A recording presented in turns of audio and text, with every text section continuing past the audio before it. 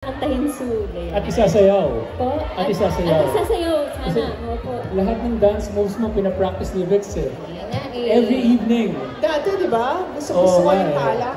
I dance for him. Alone. Isa lang audience ko. Huwag mo na ikwento yung ganun bagay. Inisis mo talaga, no? Anyway, hindi ko na marinig sarili ko. Sa dami naman tao. Are you happy? Yes, we're so happy you're here also. So we're going to conduct a little interview. Hindi naman kami mga interviewers, so Kukuha tayo ng basically po ako. Kukuha tayo ng live updates kay Sarah. Kailan ba na-drop yung album mo? When is your album going to come out? Hopefully, first quarter of next year, Doc. So next year may concert. May concert? Sana, opo. Sana punta tayo doon. Anyway, ngayon pag-usapan natin muna ang Bello Sun Expo. Yes. So nakita ko, nagbiyahe ka, di ba? Yes. Where did you go with Mateo? So, we went to Italy. Where? Sa Italy, Doc. Italy. But before Italy, we went to Switzerland po. Ano bang ginawa namin For doon? summer.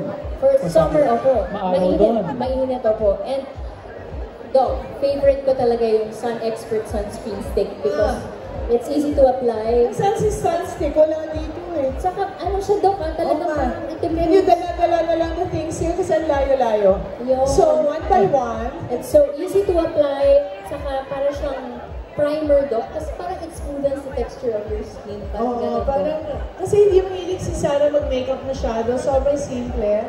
So, I think minsan nilalagay mo na lang yung ito na lang yung sunstick as well over. Kasi San Moritz?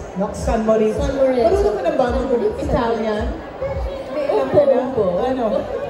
Sabihin mo hello in Italian. Ciao! Ciao! Ano to? Ipamimigay ba natin to? Ako na lang, kasi ako maglalagay ng mga produkto.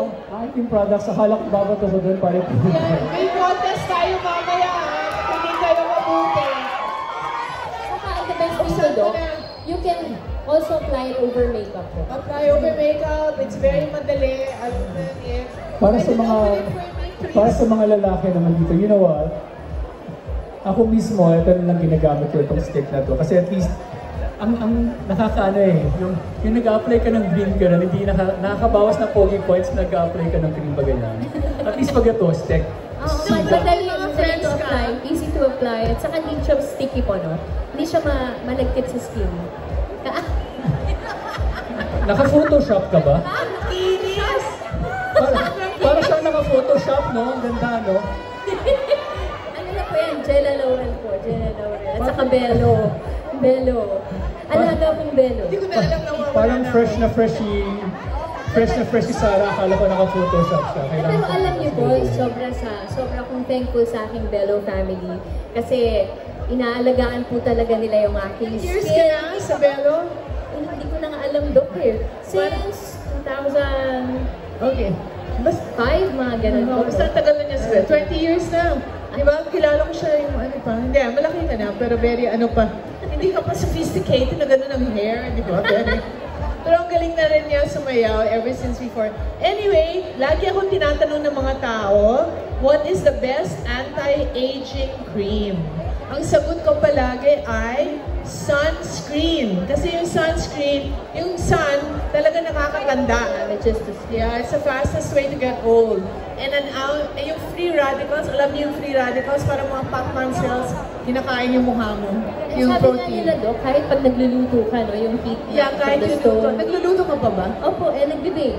Nagbibake. Ang sarap niya mag-bake. I still dream of your strawberry shortcake, cupcakes, and ano yung isa na favorite truffle